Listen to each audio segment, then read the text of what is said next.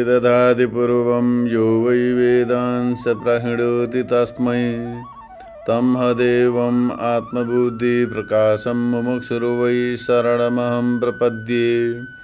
वैदिक दिव्य ज्ञान प्रतिष्ठानमा सबैजनालाई हार्दिक स्वागत तथा अभिनन्दन गर्दै श्रीमद् भगवत गीताको 5औं अध्याय अन्तर्गत आजको विषयलाई प्रस्तुत गरिन्छ, जसमा चाहिँ भगवानले बताउँदै हुनुहुन्छ कि योगीहरूले अनासक्त भएर मन, वचन र शारीरिक तथा केवल इन्द्रियद्वारा पनि कर्म गर्दछन्। किन भन्दा अन्तःकरण शुद्धिका लागि कर्म गर्दछन् र यस्तो प्रकारले कर्म गर्न योगीहरू कुनै प्रकारका कर्म फलद्वारा लिप्त हुँदैनन्, उनीहरू सदैव मुक्त रहन्छन्। यस्तो प्रकारले यहाँनिर बताउनुहुन्छ। अथवा शरीर इन्द्रियहरूद्वारा वैदिक कर्मको अनुष्ठान गर्दछन्, बुद्धिद्वारा निश्चय गरेर इष्टदेवको ध्यान गर्दै कर्म गर्दछन् र यस्तो प्रकारले सबै इन्द्रियद्वारा ईश्वर सन्तुष्टिका लागि ईश्वर भावले भक्तिपूर्वक कर्म गर्दछन् भनेर बताइएको थियो। अब यहाँ बताउनुहुन्छ युक्त कर्म फलम त्यक्त्वा शान्तिमाप्नोति नैष्ठिकीम् अयुक्त कामकारेण फले सक्तो निबध्यते। श्रद्धा र भक्तिपूर्वक ईश्वरको प्रीतिका लागि निष्काम भावले कर्म गर्ने जो छन् एवं त्यस्तो प्रकारले नगर्नेको फल यहाँनिर बताउँदै भन्नुहुन्छ कि युक्त पुरुष कर्म फललाई परित्याग गरेर नैष्ठिकी भनेको ब्रह्म भावरूप मुक्तिलाई प्राप्त गर्दछन्। युक्त पुरुषले कर्म फलको परित्याग गरेर परमानन्द स्वरूप मुक्ति स्थितिलाई प्राप्त गर्दछन्। तर कामना युक्त माने कर्म फल प्रति आसक्त भएर त्यस्तो प्रकारले कर्म गर्नेवाला व्यक्ति, त्यसो अयुक्त व्यक्ति माने योग रहित व्यक्ति कर्म बन्धनलाई प्राप्त हुन्छ, माने उसले बन्धनमा पर्दछ। यस्तो प्रकारले भावार्थ बताइयो। अब यसलाई व्याख्याद्वारा बुझिन्छ।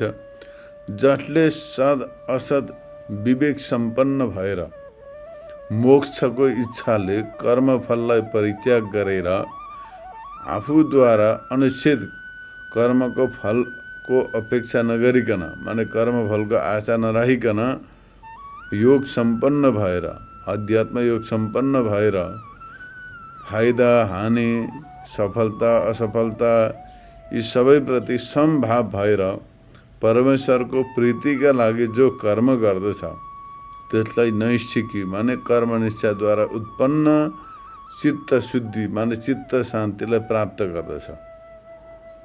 जसले यस्तो प्रकारले कर्म गर्दछ, यस्तो प्रकारको कर्मनिष्ठाबाट चित्त शुद्ध हुन्छ, माने ज्ञानद्वारा प्रकाशित हुन्छ र परम शान्तिलाई प्राप्त गर्दछ। यसो चित्त शुद्धिलाई प्राप्त हुन्छ। अथवा नैष्ठिकी भनेको कर्मनिष्ठाबाट उत्पन्न चित्त शुद्धिद्वारा हुने ज्ञानबाट प्रकाशित परम शान्ति मुक्तिलाई प्राप्त हुन्छ।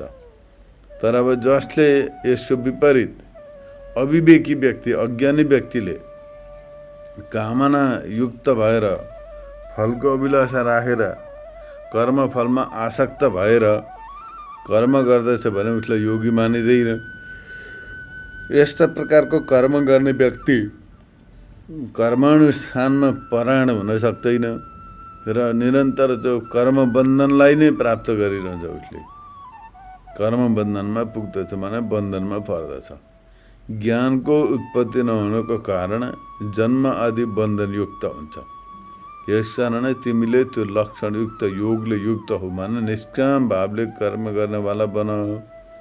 यो भाव यसबाट यो सूचना हुन्छ कि निष्काम भावबाट गरिएको कर्म मोक्षको हेतु हुन्छ र सकाम भावले गरिएको कर्म बन्धनको हेतु हुन्छ। हेतु माने कारण। जुन कर्म निष्काम भावले गरिन्छ त्यो कर्म मुक्तिको हेतु हुन्छ, मुक्तिको कारण बन्छ, साधन बनिन सक्दछ। तर सकाम भावले कर्म गरियो भने त्यो सकाम भावले गरिएको कर्म बन्धनकारक हुन्छ। यस्तो प्रकारले यहाँनिर यो श्लोकको व्याख्या गरियो।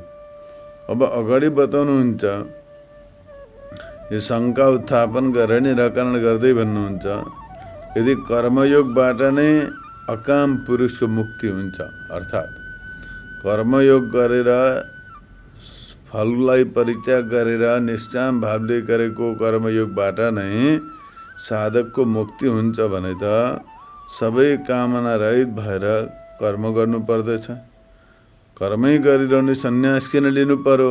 यदि यस्तो आशंका हुन्छ भनेदेखि यस्तो प्रकारको आशंका गर्नु ठिक छैन।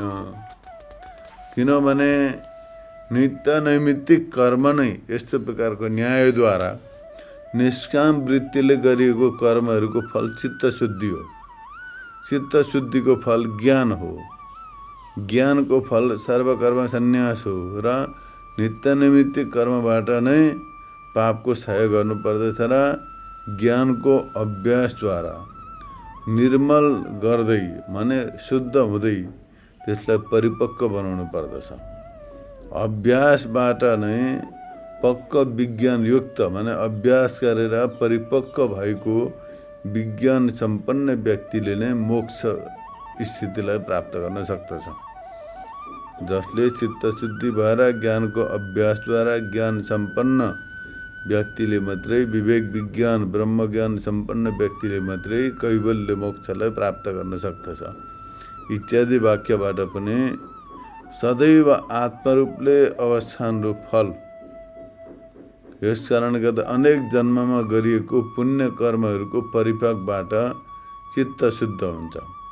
पुण्य कर्मद्वारा चित्त शुद्ध हुन्छ र चित्त शुद्धि भएपछि परमेश्वरको एकत्वको ज्ञान हुन्छ। वेदान्तको श्रवण मनन निध्यासनबाट परमेश्वर र आत्मा र ब्रह्मको एकत्वको विज्ञान उत्पन्न हुन्छ। यस्तो प्रकारले सर्वात्मदर्शी विद्वानमा कारणको अभाव हुनाले कुनै पनि कर्मको सम्भव हुँदैन। किन्तु ब्रह्म विद्वर्य सबै कर्महरूलाई परित्याग गरेर स्वयं अभिक्रिय ब्रह्मस्वरूपले स्थित रहने व्यक्ति सदैव स्वरूपमा रहन्छ। उसमा कहिले पनि कुनै कर्मको सम्भव हुँदैन। उसले कर्म गर्दैन, कर्मको आवश्यकता वा प्रयोजन रहँदैन। यस्तो प्रकारले बताउँदै भगवान अगाडि भन्नुहुन्छ, सर्वकर्माणि मनसा सन्न्यास्यास्ते सुखम वशी नवद्वारे पुरे देहि नैव कुर्वन्न कारयन्। अथवा यहाँनिर बताउनुहुन्छ सम्पूर्ण कर्महरूलाई मनले परित्याग गरेर, सम्पूर्ण कर्महरूलाई मनद्वारा परित्याग गरेर जितेन्द्रिय यति माने इन्द्रियमाथि विजय प्राप्त गरेको सन्यासी नवद्वार युक्त शरीरमा नै केही नगराइकन र केही नगरिकन स्थित रहन्छ। केही गर्दैन पनि स्वयं, केही गराउँदैन पनि। त्यस्तै प्रकारले केही नगराइकन नगरिकन सुखपूर्वक आफ्नो स्वरूपभूत चैतन्य स्वरूपले स्थित रहन्छ। यस्तो प्रकारले भगवानले बताउनु भयो। यो भावार्थ हो। यसलाई बहुत विस्तृत व्याख्याद्वारा यहाँ ग्रन्थकारले बताउनु भएको छ। यसलाई बताइन्छ, नित्य निरन्तर समाधि निष्ठाले सम्पूर्ण वासना पटलको निर्मूलन भएका कारण बाहिर भित्रको सबै इन्द्रियहरूलाई सुप्रसन्न गराएर, अर्थात् जति बेला व्यक्ति निरन्तर समाधि निष्ठाद्वारा सम्पूर्ण वासना पटलको नाश गरेर आफ्नो स्वरूपमा स्थित रहन्छ र बाहिर र भित्रका सबै इन्द्रियहरूलाई जितेर आफ्नो स्वरूपमा प्रतिष्ठित रहन्छ। वशी माने अनि सम्पूर्ण इन्द्रिय समूहलाई वशमा गरेर शुद्ध एकदम परिपक्व परिशुद्ध अन्तःकरण सम्पन्न हुन्छ। त्यस्तो प्रकारको परिशुद्ध अन्तःकरण सम्पन्न ब्रह्मज्ञानी व्यक्तिले सम्पूर्ण कर्महरूलाई नित्य नैमित्तिक काम्य प्रतिसिद्ध रूप शास्त्रीय जति पनि कर्महरू छन् तथा शास्त्रदेखि बाहिरका अशास्त्रीय जति पनि कर्महरू छन्, ती सबै कर्मलाई मनद्वारा नै परित्याग गर्दछ। ब्रह्मज्ञानी व्यक्तिले सबै कर्मलाई, सबै कर्म माने नित्य कर्म, नैमित्तिक कर्म, काम्य कर्म, प्रतिसिद्ध माने शास्त्र निषिद्ध कर्म, अशास्त्रीय कर्म, यस्ता प्रकारका कर्महरूलाई मनद्वारा परित्याग गर्दछ। के का सामर्थ्यले भन्दा अधिष्ठानको सम्यक ज्ञानका कारण आरोपित सम्पूर्ण दृश्य वस्तुहरूको मिथ्यात्व ज्ञानले युक्त भएर, माने सबै प्रकारको कर्महरूको जो र सबै कर्म अविद्या र अविद्याको कार्यको जति पनि माया युक्त प्रपञ्च छ, ती सबै प्रपञ्चको अधिष्ठान स्वरूप जो ब्रह्म चैतन्य छ, त्यसको ज्ञानले ब्रह्म तत्त्वको साक्षात्कार गरेर त्यसमा परिकल्पित सबै प्रकारका पदार्थहरूलाई मिथ्या जानेर, आरोपित सम्पूर्ण दृश्य वस्तुहरूलाई मिथ्या जानेर, त्यो मिथ्यात्व ज्ञानले युक्त मनले ती कर्मलाई परित्याग गरिदिन्छ। भने यो साराका सारा दृश्य प्रपञ्च सबै सत्य होइन, मिथ्या हो। अधिष्ठान मात्रै सत्य हो। अधिष्ठान स्वरूप ब्रह्म चैतन्य स्वरूप मै हुँ भनेर यस्तो प्रकारले अधिष्ठान स्वरूप ब्रह्म चैतन्यको अपरोक्ष रूपले साक्षात्कार गरेर मनद्वारा नै त्यसमा परिकल्पित साराका सारा प्रपञ्च सम्बन्धी सबै वस्तु विषयहरू सबैले मिथ्या जानेर त्यसलाई परित्याग गर्दछ। अनि कर्मको कर्ता, कर्मको साधन र कर्मको फल सबै मिथ्या हुन् भनेर यस्तो प्रकारले जान्दछ। यस्तो प्रकारको विज्ञानले सबैलाई परित्याग गर्दछ। यस्तो प्रकारले बुझ्नु पर्दछ। अब यसमा यदि कसैले शङ्का गर्दछ कि मनसा यो वचनद्वारा सम्पूर्ण कर्मलाई मनले नै परित्याग गर्दछ भनेर बताइएको छ, बाहिरको क्रियाहरूलाई होइन, किनभने विहित कर्महरूको त्याग गर्नुयुक्त छैन भनेर यस्तो प्रकारले शङ्का गर्नु ठिक छैन। किनभने विकल्प वस्तु हुँदैन, विकल्प वस्तुको अभाव हुन्छ। विकल्प वस्तुको कहिले पनि कहीँ पनि सत्य हुँदैन। विकल्प नहीं वस्तु। यस्तै प्रकारले यो द्वैत माया मात्र हो। यो द्वैत वस्तु माया मात्रमिदं द्वैतम। यो साराका सारा द्वैत प्रपञ्च माया मात्र हो, वास्तवमा छैन। यस्तो प्रकारमा सबैमा मिथ्यात्व देख्ने विद्वानको लागि कुनै विधि हुँदैन। सबै वस्तुलाई मिथ्या जान्ने तत्त्वज्ञानी व्यक्तिका लागि कुनै प्रकारको विधि रहँदैन। किनभने विधिको पनि दृश्यको साथमा सम्बन्ध हुन्छ। विधि पनि दृश्यभित्रै पर्दछ। यदि विधिहरू छन्, विधि विधान, ती पनि दृश्य प्रपञ्चभित्रै पर्दछन्। जस्तो प्रकारले मरुभूमिको स्वरूपलाई देख्ने व्यक्तिले त्यसमा प्रतीत हुने जललाई प्राप्त गर्नका लागि कुनै प्रयत्न गर्दैन। अब मरुभूमिमा जल त हुँदैन, तर पनि टाढाबाट हेर्दाखेरि जलको प्रतीति भयो, पानीको प्रतीति भयो, प्यास लागेको छ भनेदेखि अब अज्ञानी व्यक्ति त्यसमा दौडिन्छ पानी प्राप्त गर्ने। तर ज्ञानी व्यक्ति जाँदैन। उसलाई थाहा हुन्छ यो चाहिँ मरुभूमि हो, यसमा देखिने जल होइन, मिथ्या हो यो सबै। यस्तो प्रकारको जान्ने व्यक्तिका लागि त्यहाँनिर कुनै प्रकारको आस्था हुँदैन मरुभूमिमा देखिने जलमा।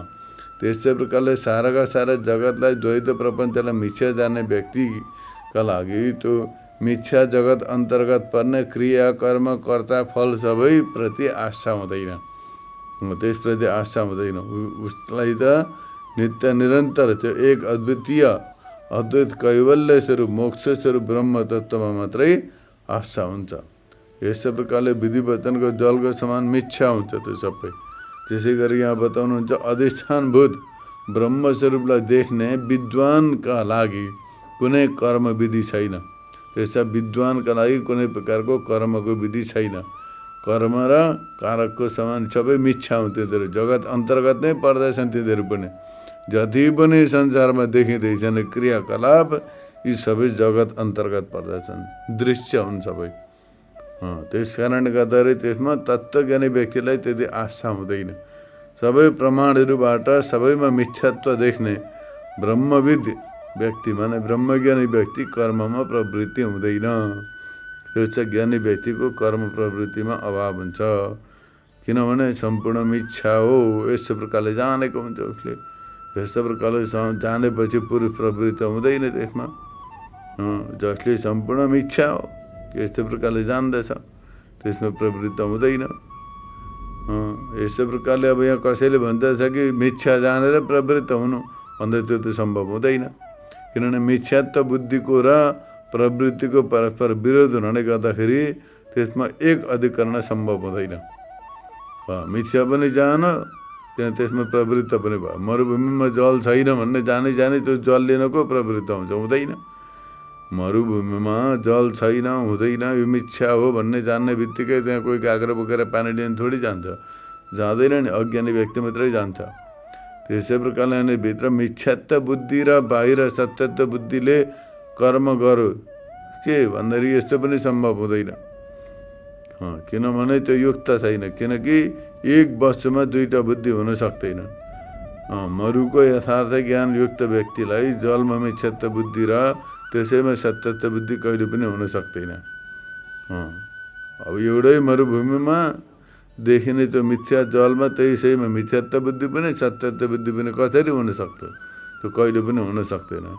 यस्तै प्रकारले सबैमा मिथ्यात्व ज्ञान, त्यसमा सत्यत्व ज्ञान र त्यसमा प्रवृत्ति एउटै व्यक्तिमा कहिले पनि सम्भव हुन सक्दैन। किनभने पदार्थमा सत्यत्व बुद्धिपूर्वक प्रवृत्ति हुनको कारण मनमा सम्पूर्ण दृश्यको मिथ्यात्वको दृढ प्रत्यययुक्त विद्वानमा बाहिर प्रवृत्ति कसरी हुन सक्दछ? हुन सक्दैन। किनभने जसको मनद्वारा ध्यान गर्दछ त्यसैलाई वाणीद्वारा बोल्दछ र त्यसैलाई कर्मेन्द्रियबाट कर्म पनि गर्दछ। यस्तै प्रकारले बताइएको छ। किनभने जसले मनुष्यले मनद्वारा ध्यान गर्दछ त्यसैलाई वाणीले बोल्दछ, फेरि त्यसैलाई कर्मेन्द्रियद्वारा सम्पादन गर्दछ।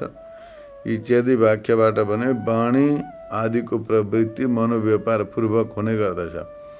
यसबाट बाहिरको कर्म गर्नु र मनद्वारा त्याग्नु यो जो बताएको थियो त्यसको खण्डन भयो। यस कारणले गर्दाखेरि सम्पूर्ण दृश्यको मिथ्यात्वको निश्चयपूर्वक सबै कर्महरूको मनद्वारा परित्याग गरेर ब्रह्मविद्वर्य माने ब्रह्मज्ञानी व्यक्ति स्वयं अभिक्रिय ब्रह्मस्वरूपले चुपचाप रहन्छ। कहाँ बस्दछ भन्दा यस्तो प्रकारले आकाङ्क्षा हुँदाखेरि बताउनुहुन्छ, नवद्वारे पुरेदे माने 9 द्वार भएको पुरमा, माने यो शरीरमा 9वटा द्वारहरू छन्। 2टा चक्षु, 2टा स्रोत्र माने कान, चक्षु माने आँखा, 2टा 4टा, नासिका 2टा गर्दाखेरि नासिकामा नाकमा 2टा छिद्र छन्, 2टा गर्दा 6वटा, एउटा मुख 7वटा, अनि तलका 2टा पायु र उपस्थ गर्दा यी 9वटा द्वार छन्। 9वटा खिड्की भएको महल जसो यो शरीर र यो 9वटा खिड्की भएको महलमा बस्दछ शरीरमा, यो घरमा बस्दछ।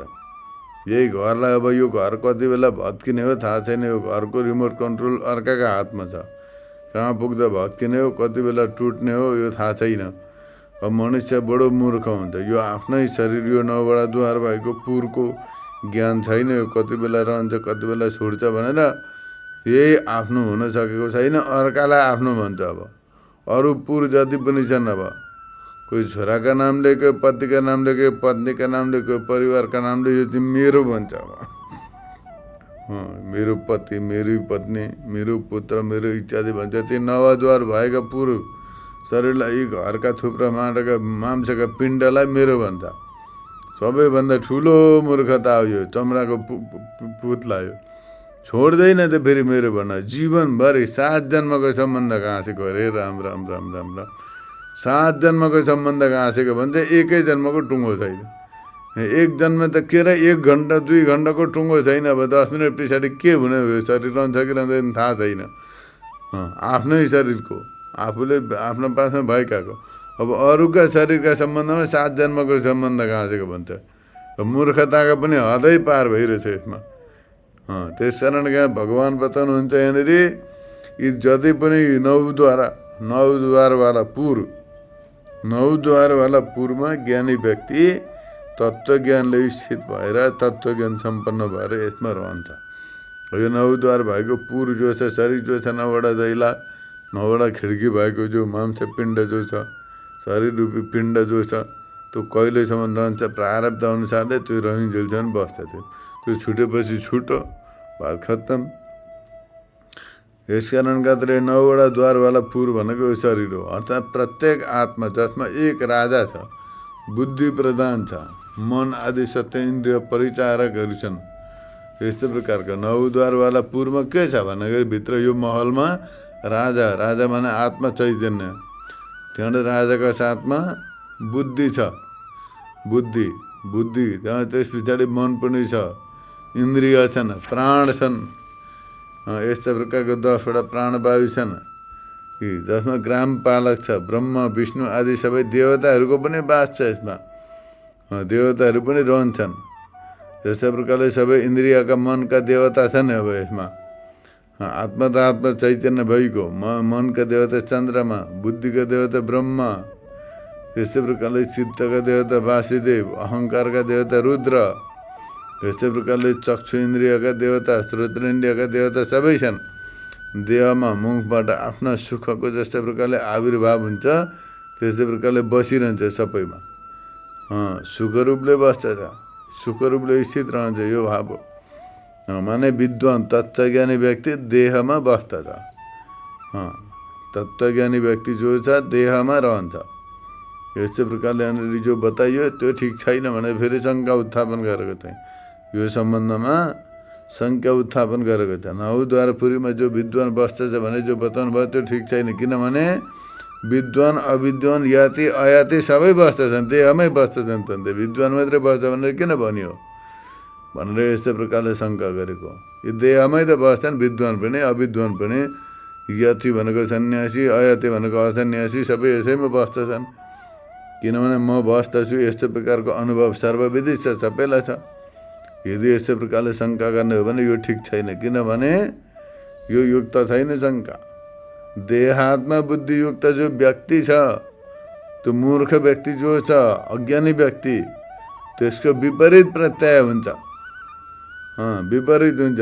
देहात्मदर्शीले मूढतम छ, मूर्ख छ, अज्ञानी छ। त्यसलाई घरमा या देवालयमा बस्दै छ, म बस्दछु यस्तो प्रकारको ज्ञानको सिवा अरू केही पनि हुँदैन। म देहमा बस्दछु यस्तो प्रकारको ज्ञान हुँदैन उसलाई। म बस्दछु भन्ने ज्ञान हुन्छ उसलाई, तर म देहमा बस्दछु भन्ने ज्ञान हुँदैन। जहाँ व्यक्ति बस्छ चाहिँ म बसिरहेको छु, म बस्दछु भन्ने कुरो चाहिँ हुँदैन उसलाई। तर म बस्दछु भनेर उसलाई भन्ने हुन्छ, तर म देहमा बस्छु भन्ने ज्ञान हुँदैन। तत्त्वज्ञानी व्यक्तिले देहलाई अलग जानेको हुन्छ। त्यस कारणले गर्दाखेरि म देहमा छु भन्ने उसले भन्न सक्छ। तर अज्ञानी व्यक्तिले त देहलाई नै आत्मा मान्दछ। त्यसले गर्दाखेरि म बस्दछु भन्छ, म देहमा बस्दछु भन्ने ज्ञान हुँदैन उसलाई। जस्तै प्रकारले विद्वानको हुन्छ त्यस्तो। किनभने ब्रह्माण्डमा चराचर सम्पूर्ण वस्तु जातलाई आफ्ना तेजद्वारा प्रकाशित गर्ने सूर्यका समान बुद्धि आदि सम्पूर्ण अनात्मा दृश्य जगतलाई आत्माको प्रकाशद्वारा प्रकाशित गर्ने स्वप्रकाश चैतन्य एक र सबैको साक्षी असङ्ग उदासीन नित्य शुद्ध बुद्ध मुक्त स्वभावयुक्त एवं आनन्द घन आत्मालाई आफ्ना आत्मस्वरूपले साक्षात म ब्रह्मस्वरूप हुँ भनेर यस्तो प्रकारले जसले जान्दछ, त्यही नै देहमा देहलाई भिन्न जानेर त्यसमा रहन्छ। देहलाई भिन्न देख्दछ त्यस्तो प्रकारको विद्वानले मात्रै। अनि जस्तै प्रकारले सूर्यले सबैलाई प्रकाशित गर्दछन्, त्यसै प्रकारले एक चिज एक र स्वयं प्रकाश स्वरूप चैतन्य जो छ, साक्षी असङ्ग उदासीन नित्य शुद्ध मुक्त स्वभावयुक्त एवं आनन्द घन आत्मालाई आफ्नो स्वरूपले जसले जान्दछ, आफ्नो स्वरूपले जसले साक्षात्कार गर्दछ र म यो हुँ, यो नित्य उदासीन शुद्ध बुद्ध मुक्त स्वभाव आनन्द घन आत्मा म स्वयं हुँ, सच्चित आनन्द स्वरूप आत्मा मै हुँ, यस्तो प्रकारले जसले अनुभव गरेको छ, अपरोक्ष रूपले जसले जानेको छ, उसले मात्रै देहलाई भिन्न जान्दछ र म देहमा इच्छित छु, प्रकाशित गराएर रहन्छु भन्ने कुरो ज्ञान हुन्छ। तर जस्तै प्रकारले देवदत्तको घरमा देवदत्त बस्दछ, त्यस्तै प्रकारले देहमा निष्क्रिय ब्रह्मस्वरूपले म सुखपूर्वक बस्दछु यस्तो प्रकारले उसले जान्दछ, अरू बस्दैनन्। अब एउटै देहमा अर्को आत्मा त बस्न सक्दैन नि त, आत्मा चैतन्य त एकै छ। यस कारणले गर्दाखेरि भगवान्ले बताउनु भएको सम्पूर्ण कर्महरूलाई मनद्वारा परित्याग गरेर वशी माने सुखपूर्वक नवद्वारयुक्त पुरूपी यो देहमा बस्दछ भनेर भगवान्ले बताउनु भएको। जो तत्त्वज्ञान सम्पन्न व्यक्ति छ उसले आफ्नो चैतन्य स्वरूप मुक्त स्वभाववाला आफ्नो आत्मा ब्रह्म चैतन्यको साक्षात्कार गरेर निष्क्रिय ब्रह्मस्वरूप सुखपूर्वक बस्दछ।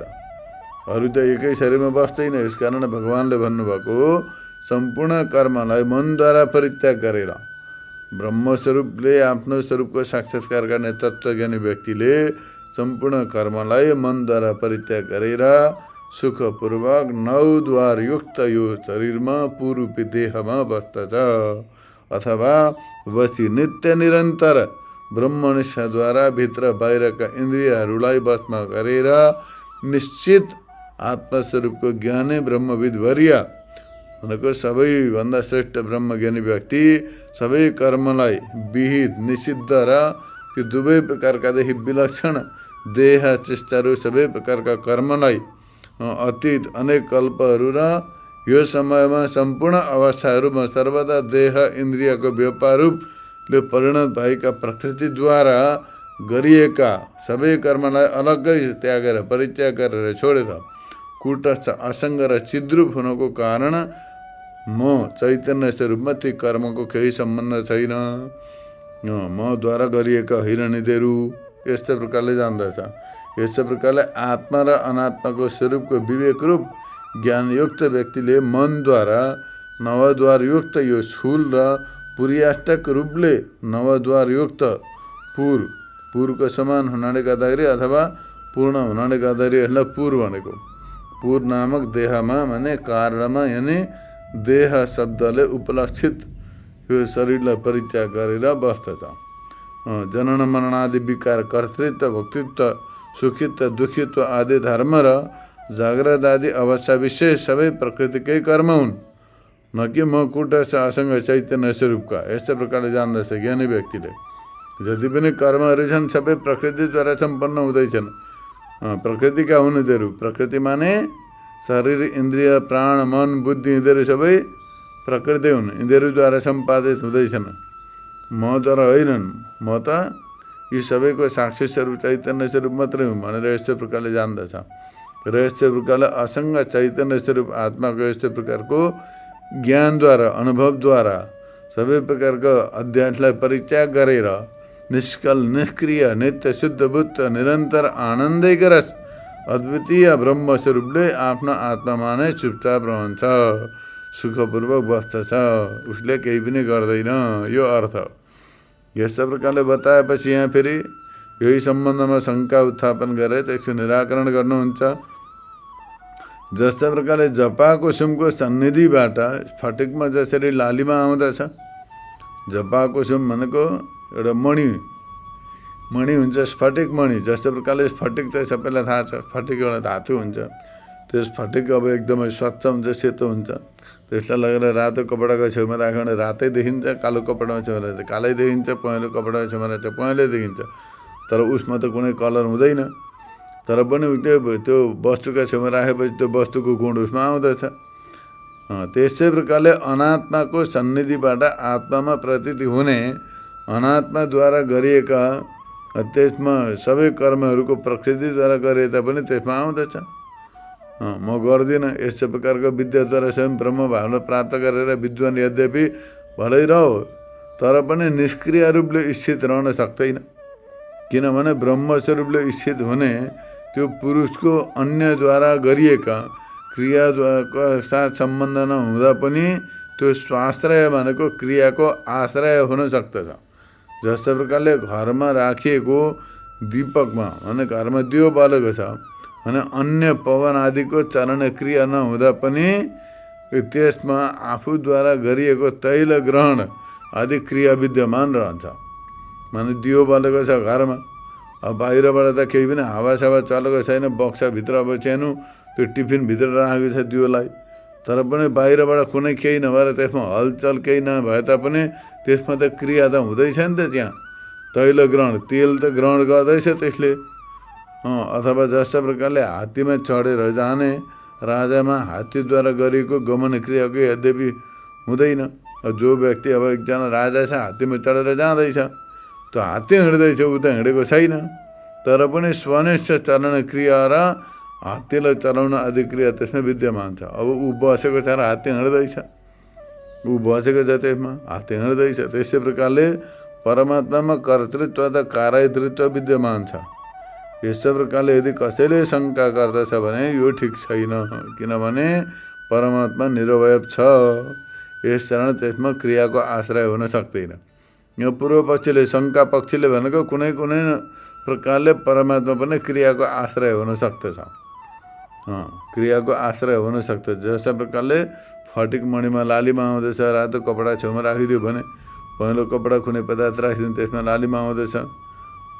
त्यस्तै प्रकारले कर्मद्वारा प्रकृतिद्वारा सबै कर्म सम्पादन भए तापनि विद्याद्वारा स्वयं ब्रह्म भावलाई प्राप्त गरेर यद्यपि विद्वान आफ्ना स्वरूपमा रहे तापनि निष्क्रिय रूपले स्थित रहन सक्दैन। किनभने ब्रह्म स्वरूपले स्थित हुने त्यो पुरुषको अन्यद्वारा गरिएको क्रियाको सम्बन्ध नहुँदा पनि उस स्वाश्रय क्रियाको आश्रय हुन सक्दछ। त्यसरी दियो अरूबाट केहीबाट क्रियाकलाप इत्यादि नभए तापनि त्यो तेल ग्रहण रूप कर्म त त्यसमा भइरहेको छ। त्यस्तै प्रकारले हात्तीमा चढेको राजामा पनि त्यो क्रियाको आश्रय त रहन्छ। त्यस्तै प्रकारले आत्मा पनि क्रियाको अनाश्रय हुँदैन, त्यसमा आश्रय त रहन्छ। यस्तै प्रकारले पूर्व पक्षीले शङ्का गरेको। शङ्का गर्दा त्यसमा बताउनुहुन्छ परमात्मा कर्तृत्व कार्यत्वको विद्यमान त्यसमा हुँदैन, आश्रय हुन सक्दैन। किनभने परमात्मा निरवय हो, यसकारण त्यो क्रियाको आश्रय हुन सक्दैन। निष्कल निष्क्रिय इत्यादि वाक्यहरूबाट आत्मामा निरवयत्व र निष्क्रियत्व सुन्नमा आउँदछ। प्रमाण छन्। क्रिया मान्दा आत्मामा सावयवत्व र अनित्यत्वको प्रसङ्ग उपस्थित हुन्छ। यसो हुँदा सबै प्रकारका वादीहरूको अनिच्छा र श्रुतिसँग विरोध हुन्छ। अवयवी हुनाले गर्दाखेरि राजामा त्यो कर्तृत्व उपपन्न छ। राजा अवयवी हो, त्यस कारणले गर्दाखेरि त्यसमा व्यक्तिमा कर्तृत्व उपपन्न छ। तर आत्मा त निरवय हो। त्यसले निरवय भनेको त्यसमा कुनै डिभिजन छैन। आत्मामा ओम्नी प्रेजेन्ट हो, सर्वव्यापक छ। त्यस कारणले गर्दा त्यसमा त्यसो हुन सक्दैन। यसै कारणले गर्दाखेरि नैव कुर्वन्न कारयन् भनेर भगवान्ले बताउनु भएको। निरवय हुनाले गर्दाखेरि परमात्माले स्वयं केही गर्दैन पनि र अरूद्वारा गराउँदैन पनि, यो अर्थ हो। निरवय र परिपूर्ण वस्तुमा चरण क्रियाको कल्पना हुन सक्दैन। निरवय र त्यस्तो प्रकारको सर्वव्यापक वस्तुमा चरण क्रियाको सम्भव हुन सक्दैन, किनभने प्रमाणसँग विरोध छ। जस्ता प्रकारले निरवय पूर्ण आकाशमा चलन क्रिया सम्भव हुँदैन, त्यस्तै प्रकारले आत्मामा पनि क्रिया सम्भव हुँदैन। किनभने नित्य सर्वगत स्थाणु रतलोयम सनातन भनेर यस्तो प्रकारले श्रुति स्मृतिले आत्मामा पूर्णत्व र निष्क्रियत्वको प्रतिपादन गरेका छन्। निरवय निष्क्रिय परमात्मामा कर्तृत्व र कार्यत्व दुवैको सम्भव नहुँदा महात्मा सबैको आधिपत्य गर्दछ। यो साधु कर्म गर्दछ। यो तेरो आत्मा अन्तर्यामी अमृत हो इत्यादि आत्मामा कर्तृत्व र कार्यत्वको प्रतिपादन गर्ने श्रुतिहरू अप्रमाणिक हुन्छन् भनेर यस्तो प्रकारले कसैले बताउँदछ भने त्यो ठिक छैन। भन्नुको तात्पर्य यहाँ एउटा शङ्का उत्थापन गरेर त्यसको निराकरण गरिएको छ। शङ्का के छ भने आत्मालाई निरवय निष्क्रिय परमात्मामा कर्तृत्व र कार्यत्व दुवैको सम्भव नहुँदा महात्मा सबैको आधिपत्य गर्दछ। यो साधु कर्म गर्दछ, साधु कर्म गराउँदछ। यो तेरो आत्मा अन्तर्यामी अमृत इत्यादि आत्मामा कर्तृत्व र कार्यत्वको प्रतिपादन गर्नेबाट श्रुति पनि छन्। त्यो श्रुतिका साथमा विरोध हुन सक्छ भन्दाखेरि यस्तो प्रकारको शङ्का गर्नु ठिक छैन। किनभने सन्निधि मात्रले आत्मा यस्तो हुन सक्दछ। जस्ता प्रकारले सूर्यको सन्निधिले अँध्यारो हट्दछ। अँध्यारो हटेपछि सूर्यले अँध्यारोलाई हटाउँदछ। यस्तो प्रकारले उपचारले बताइन्छ। अनि सूर्यको प्रकाश हुने बित्तिकै अन्धकार हट्दछ। अब भनाइ के हुन्छ, सूर्यले अँध्यारोलाई हटायो भनेर बताइन्छ। यस्तै प्रकारले चुम्बकको सन्निधिबाट लोहा भनेको चुम्बक जो छ त्यो छेउमा राखिदिएन, फलाम आफै सर्किन्छ। त्यसमा चुम्बकले के गर्दछ भन्दा त्यो फलामलाई चलाइदिन्छ। त्यो फलामको चलन क्रिया त्यसमा चुम्बकमा उपचारद्वारा गरिन्छ। किनकि चुम्बकले फलामलाई चलायो, यस्तो प्रकारको खिच्यो, यस्तो प्रकारको भनिन्छ। यस्तै प्रकारले आत्माको सन्निधिबाट प्रकृति फैलिन्छ। त्यसको फैल्नु सर्वाधिपत्य अभिकारी परमात्मामा उपचारले मात्रै हो, माने आरोपित मात्रै हो। जस्ता प्रकारले अब चुम्बकले त फलामलाई खिचेको होइन, ऊ त आफ्नो ठाउँमा बसिरहेछ, फलाम आफै खिचेर जाँदैछ। त्यस्तै प्रकारले अब सूर्यले अँध्यारोलाई हटाएको त होइन, प्रकाश हुने बित्तिकै अन्धकार स्वतः हटेको। तर त्यसमा त्यो आरोपित गरिन्छ, सूर्यले अन्धकारलाई हटाए, चुम्बकले फलामलाई चलायो। त्यस्तै प्रकारले आत्माको सन्निधिबाट बुद्धि आदि प्रकृतिको व्यापार हुँदा बुद्धि आदिलाई आत्मा प्रवृत्त गराउँदैछ, आत्माले बुद्धिलाई प्रवृत्ति गरायो, आत्माले सबैलाई गरायो, यस्तो प्रकारको त्यसको प्रवृत्तिको अभिक्रिया आत्मामा उपचारले बताइएको। उपचार भने आरोप गरेर बताइएको मात्रै हो। तर परमात्माले गर्दछ, परमात्माले गराउँदैछ भनेर बताउनु पनि आरोपित मात्रै हो। त्यस्तै प्रकारले श्रुतिले बताएका छन्, ध्यायत इव लेलायत इव, अर्थात् त्यो परमात्मा ध्यान गरेको जस्तो देखिन्छ, चल्दै गरेको जस्तो देखिन्छ, यस्तो प्रकारले बताइएको। त्यो सबै जस्तो देखिएको मात्रै हो, त्यो भएको चाहिँ छैन त्यहाँ। यसै प्रकारले यहाँनिर बताइन्छ, कार्यतृत्व र कर्तृत्व दुवै सम्भव हुनाले गर्दाखेरि उपचारद्वारा बताइएको।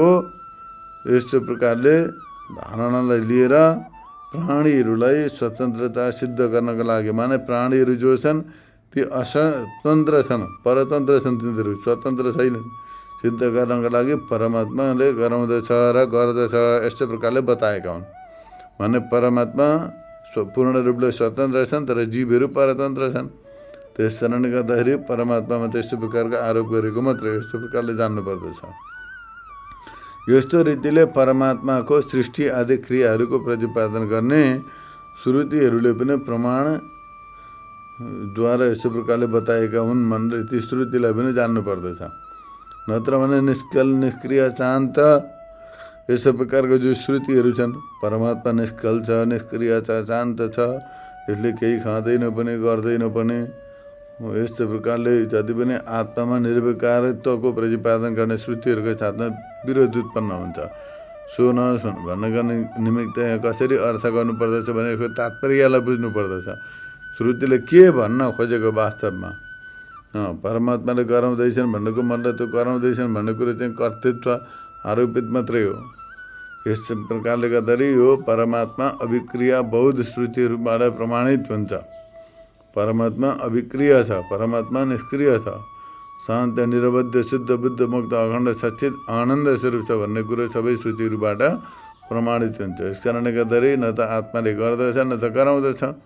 यस्तो प्रकारले भगवान्ले बताउनु सर्वथा युक्तिसङ्गत छ, यस्तो प्रकारले यहाँनिर बताइयो। प्रकार आजको विषयको निरूपण गरियो। आजलाई यति नै। हरिओम तत्सत्।